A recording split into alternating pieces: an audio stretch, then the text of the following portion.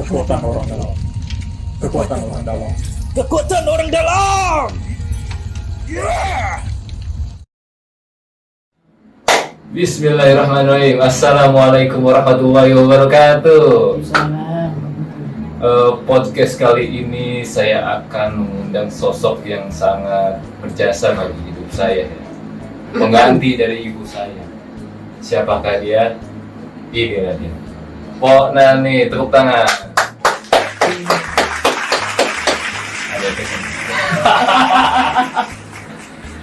Pok Nani ini adalah kakak tertua saya ya. Dia sangat luar biasa, jadi panutan saya gitu. Pok Nani.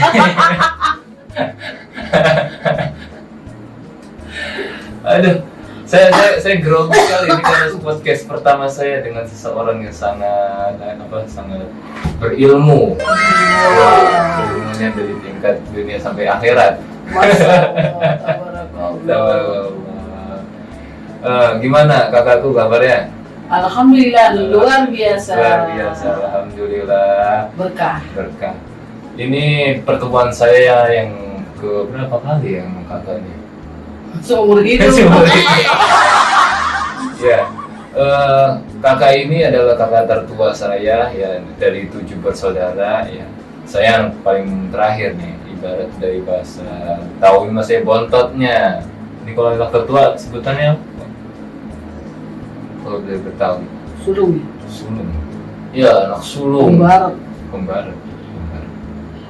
Itu dari Sunda. Ya, masuk lah. Masuk Eko. Ini studionya di Kampung Kalijeruk, tepatnya di rumah beliau ini juga. Lucu. Hari ini sibuk apa sekarang, Kok? Pengangguran. Berkarya. Dunia sempat kerja berarti ya? Iya dong. Kerja di mana nih? Sinta Group. Wah, Sinta Group.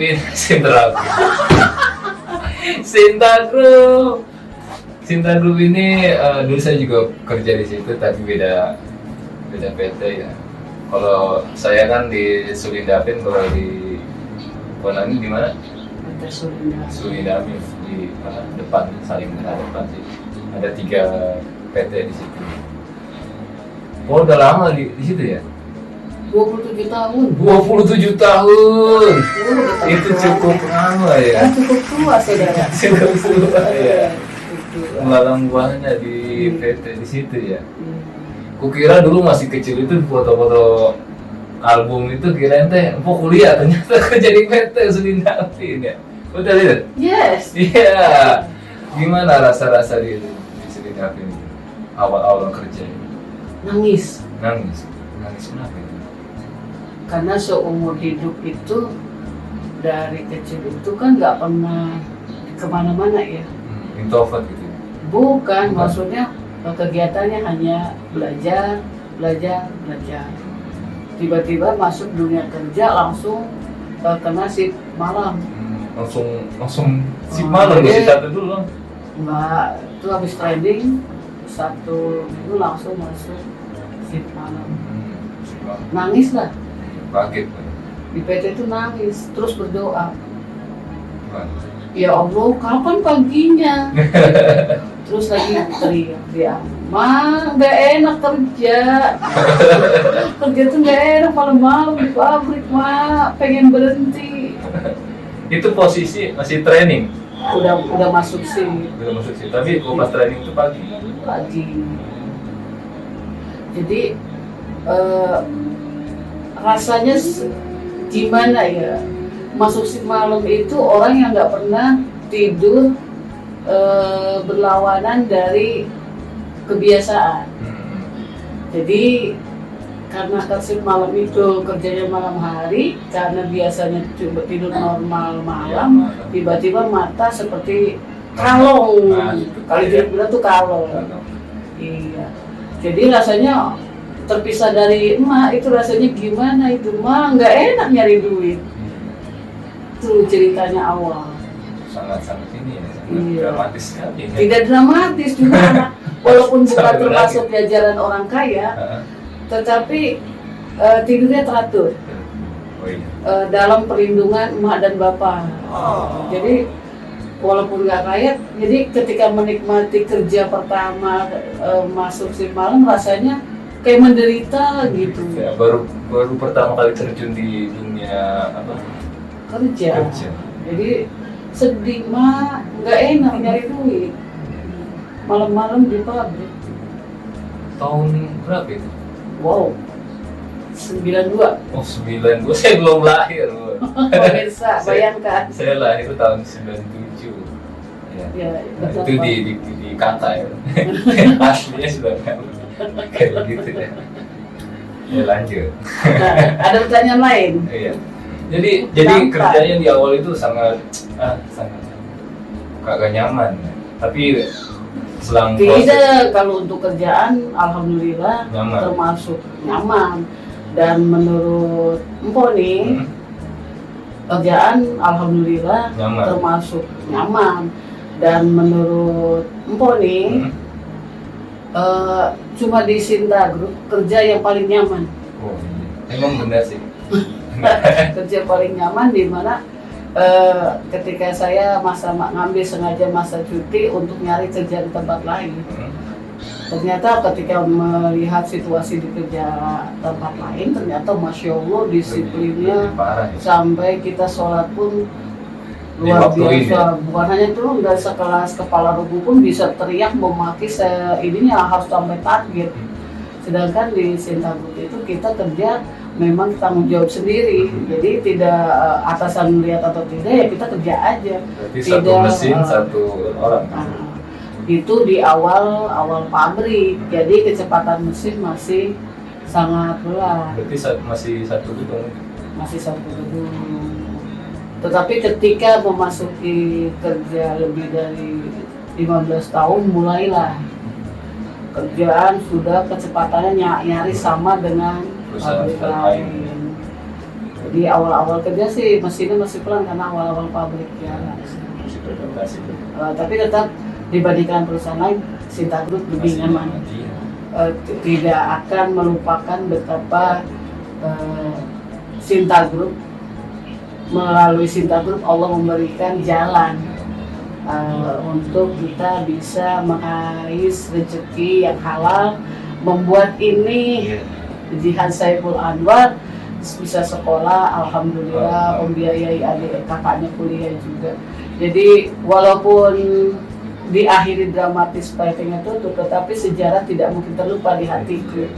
Proses dari Bahwa Sinta Group bagian perjalanan yang luar biasa, harus disyukuri. Allah memberikan kesempatan nih kakak tertua kerja di Sinta Group sehingga bisa memberikan efek positif bagi ekonomi keluarga sehingga menghasilkan adik yang jadi tinggi, kumisan, memberikan ya paling kagak impian kecil itu ya insya Allah tercapai ya. Amin ya Allah. Luar biasa Bapak itu. Jadi kakak tertua ini luar biasa dalam mendidik keluarga ini ya, sangat berjasa sekali ya. Dari mendidik yang adik tertua ya, yang kakak tertua itu yang laki-laki mengandal Neta, Potasma, ya yang Bang Apen, Bang Mici, baru saya. Dia sangat berkontribusi sekali untuk mensupport dan Kesannya tua banget ya. Iya, membantu keluarga ini ya. Masya Allah gitu ya, dari ya proses hidup ya, ada di atas kadang di bawah, dulu sangat di bawah sekali ya, miris lah. Enggak, dibandingkan, mohon maaf, itu kayaknya nggak terlalu betul deh. Menurut saya terlalu mendramatisir. Ya, harus patut disyukuri bahwa walaupun kita tidak ekonomi baik, tetapi lingkungan kita pada saat kondisi Jihan kecil ini, kita dibandingkan dengan yang lain kita harus bersyukur kita lebih baik. Alhamdulillah semua bisa sekolah, semua masih bisa makan. Ingat loh, di rumah kita tidak pernah ada yang kelaparan. Alhamdulillah, walaupun Sementara di satu potong ayam dibagi 7 orang. Itu nyampe malam loh, dari pagi nyampe malam. tapi tetap disyukuri. Tapi tetap disyukuri, itu sangat nikmat. Kebersamaannya. Bersama. Dan sekarang di satu potong ayam cuma sekali makan doang untuk satu orang. Kurang itu. Maka kurang jadi 2 Bang. Ya, makan 2. Masya Allah ya. Itu tapi proses hidup ya emang begitu ya. Untuk mensyukuri apa yang Allah berikan kepada kita. Betul. Jadi Empo kan sudah nggak kerja di perusahaan gitu ya. Iya betul. Karena nganggur ya. Enggak 100% dong. Oh nggak 100%. Enggak 100% pengangguran, masih Oh. berdaya. Oh ngapain aja nih sekarang nih? Ya. Pengangguran itu kesannya gimana gitu ya? Iya nggak kerja apa-apa gitu. Nggak Nggak ngapa-ngapain. Enggak juga. Bangun tidur. Kayak gitu. Pengangguran yang produktif lah. Bro. Karena kita punya usaha walaupun kecil. Alhamdulillah. Usaha apa ini? Ikutan bisnis herbal. Ini saya bahas. Walaupun barangkali belum sampai pada titik sukses, paling tidak hidup kita harus berguna. Nah, Masya Allah. Minimal untuk diri Nah, sendiri. ini prosesnya cukup panjang ya. Gak perlu cerita lah, duka lara. Duka lara. Bahagia-bahagia saja. Bahagia saja. Bahwa hidup itu kadang di bawah, kadang di atas, itu harus disyukuri.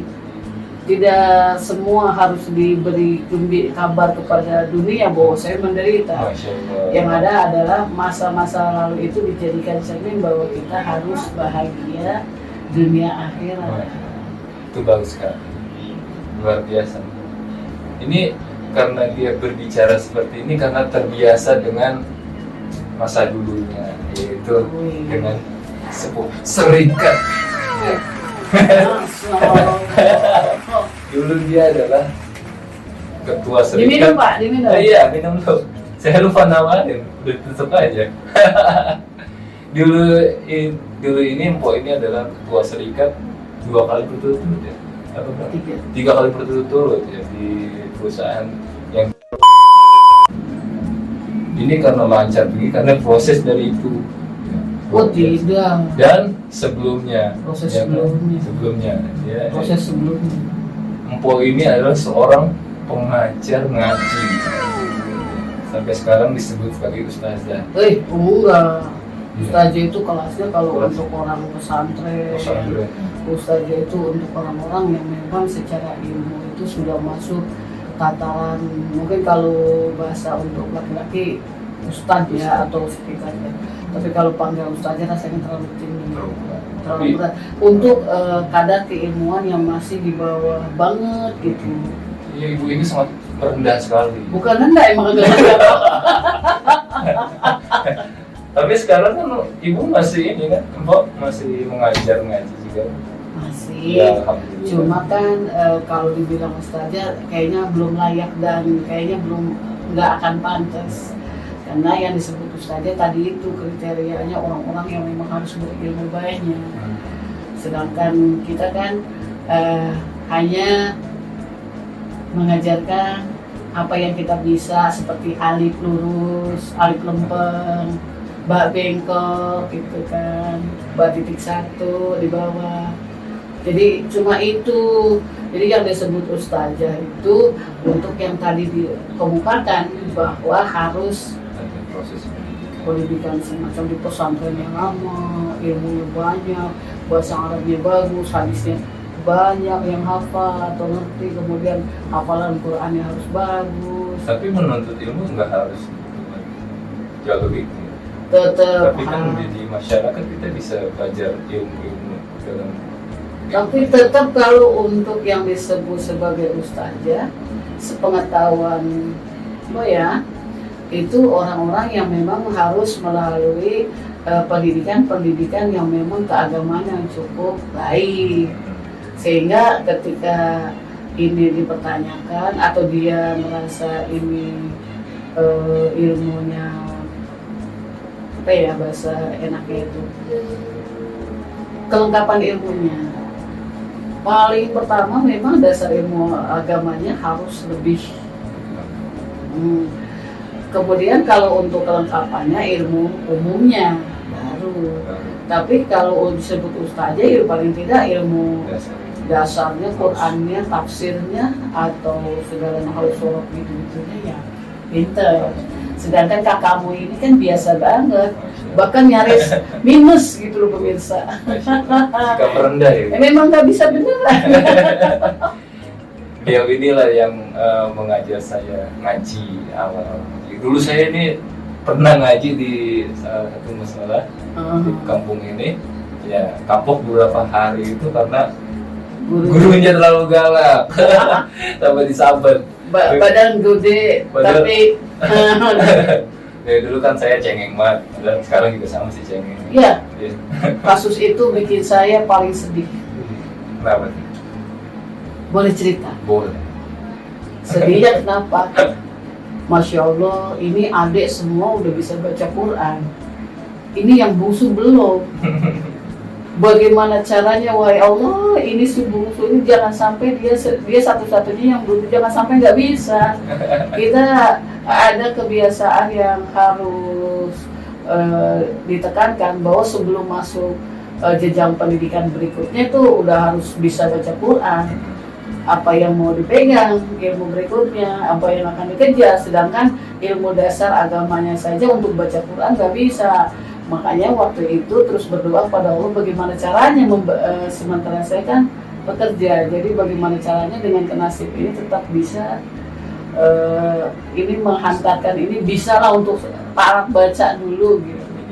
Ternyata Allah mengabulkan, tiba-tiba dari perusahaan ada kebijakan kerja itu 12 jam kalau tidak salah apa. Pokoknya ada kebijakan yang menyebabkan saya setiap maghrib itu ada di rumah. Udah pulang kerja. Agak lupa itu tahun berapa itu.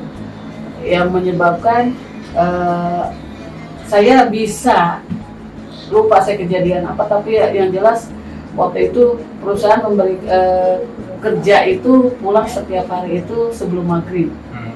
Sehingga dalam waktu 1 bulan digeber benar-benar untuk belajar nih si bungsu yang nggak bisa baca Quran, sedangkan kamu sholat masih trauma. Jadi bagaimana caranya? Alhamdulillah dalam 1 bulan itu Iqra dikejar betul-betul. Alhamdulillah bisa ya. Dalam 1 bulan ternyata ketika dia bisa, perusahaan punya kebijakan kembali ke aturan semula, masuk normal lagi. Nah itu disebut bahwa Allah memberikan jalannya, kebimbangan hati saya, kegalauan hati saya terhadap si bungsu.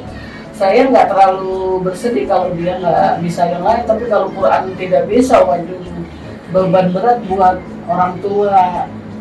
Kalau makan kan masih bisa ceker ya, ceker bisa ya. Tapi kalau nggak bisa baca Quran, apa yang akan dia lakukan? Sholat kan harus tetap baca Al-Quran. Seperti itu kisahnya. Ini dari awal kerja ini kan ya pasti kan dari upah minimum ya kan, sangat minim ya.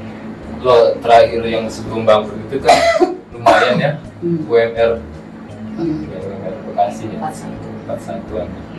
Kalau dulu awal kerja berapa? Awal kerja gaji 60.000. 60.000. Tapi kalau di totalin kayak sekarang ini 60.000 kayak gimana? Belum, nggak ngerti. Kalau gaya hidup kan kayak kan Cuma yang jelas waktu itu beras cuma per liter itu 300 perak, setengah liter. seliter, Seliter. 300 perak. 300 perak. Sekarang setengah ya?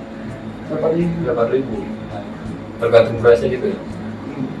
Oke, rata-rata gaji 60 sebulan. Ya.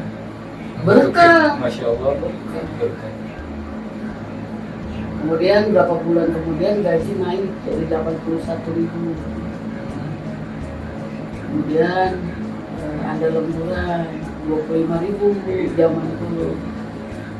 Jadi 1 bulan itu gaji sudah 105.000 tahun 92. Itu termasuk lembur itu. Udah masuk lembur, itu besar. Iya. Zaman dulu mah besar. Gaji normal kan 60.000. Lembur 25.000. Iya. Kan besar kan? 45.000. Iya lumayan. Zaman dulu ada nasi uduk Aku ada 50 perak. berapa ya 100 atau 35 apa 50 perak. 50 perak. Kalau sekarang 50 perak kayaknya udah nggak ada nih. 50 perak kan kayaknya.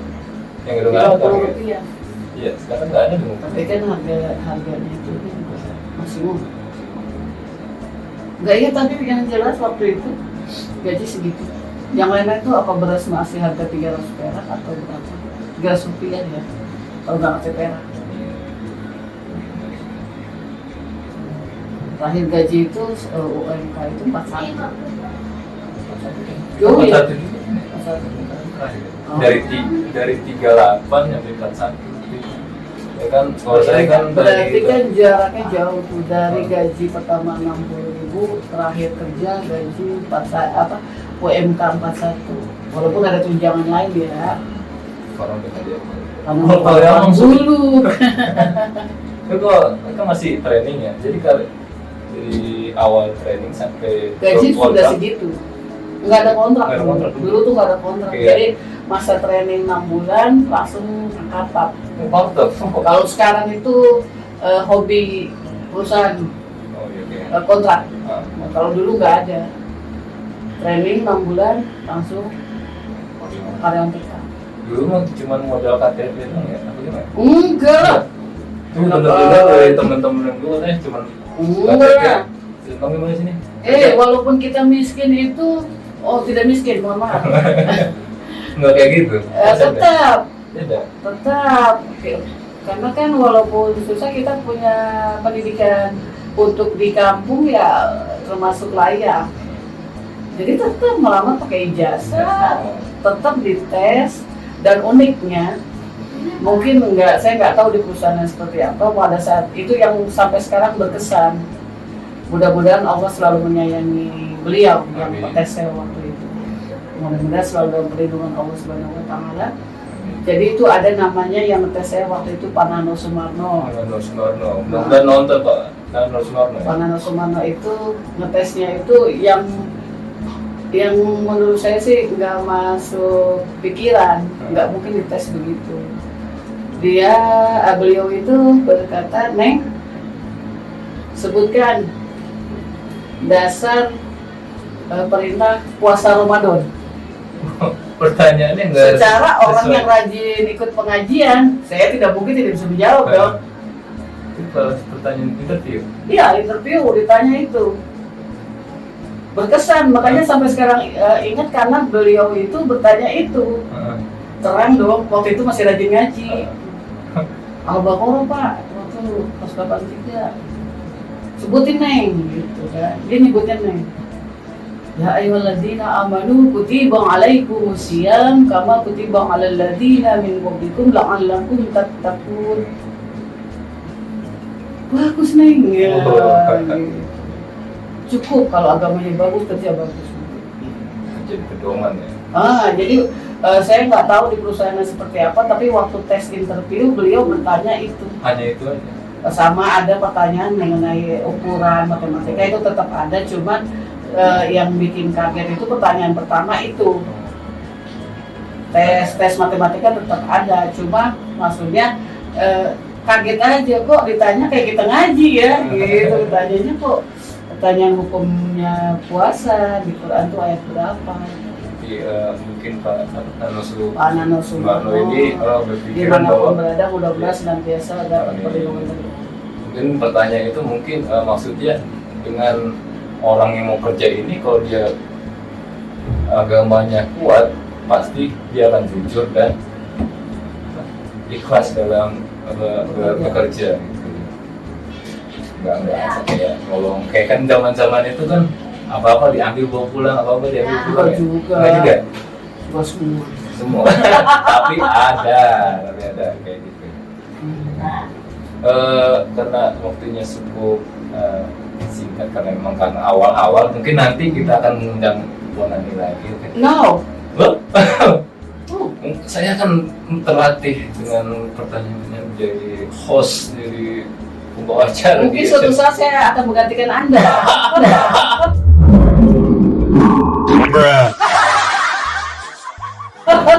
Karena saya sibuk. Karena itu kursinya enak Pak. Iya, ini sangat empuk sekali.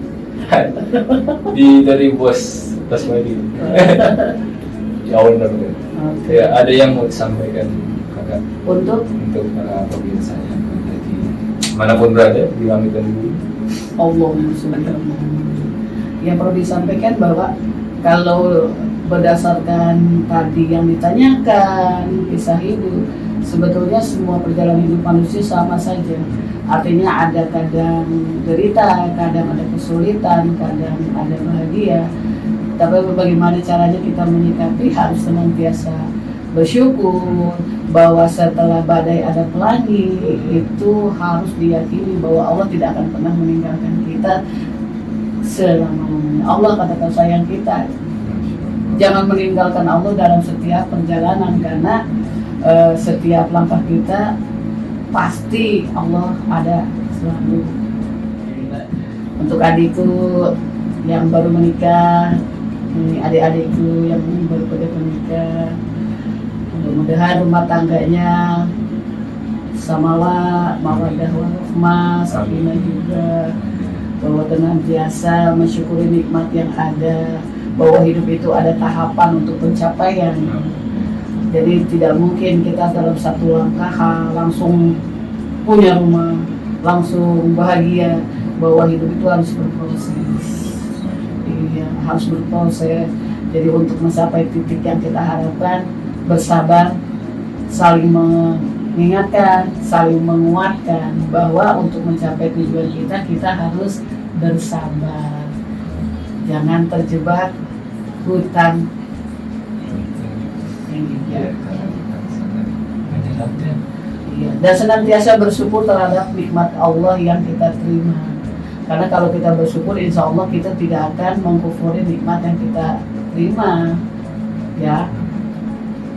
Tapi yang pasti bahwa saling mengingatkan dalam kebaikan, wa tawassaw bil haqq wa tawassaw bis sabr. Saling menasihati dalam kebenaran, dalam menatapi kesabaran. Harus sabar. Sabar. Jadi jangan segala sesuatunya itu dengan emosi. Dakwah bagus, memberitahu istri juga bagus, tetapi harus sabar. Dan untuk mencapai sukses ya harus sabar. Terima kasih. Terima kasih. Mungkin hanya segitu saja ya. Kalau Nanti kita akan ngobrol-ngobrol lagi sama Konami. oh itu sulit saya Mungkin nanti di episode yang keberapa gitu ya. Mungkin karena bintang tamu kita akan semakin banyak nih. Wow, magic. Dari Wetan Kulon, Lor Kidul, nyampe luar kampung ya kita akan undang di sini. Atau saya akan ke sana. Wow. Semakin nanti kita akan berbincang-bincang lagi di episode yang akan datang, entah kapan itu ya. Mudah-mudahan ini responnya bagus ya. Ya, Kalau berguna kalau tidak berguna tolong dibuang. Iya, itu aja saya yang ngomong. Oh salah. Ambil positifnya, buang negatifnya dari obrolan-obrolan kita yang enggak jelas juga sih. Gitu. Ya, sedikit ya, mungkin sedikit ya positif ya. Masya Allah. Masya Allah. Dari sayanya, mungkin dari kakak mungkin ada dari apa yang dibicarakan. Oke, segitu saja. Assalamualaikum warahmatullahi wabarakatuh.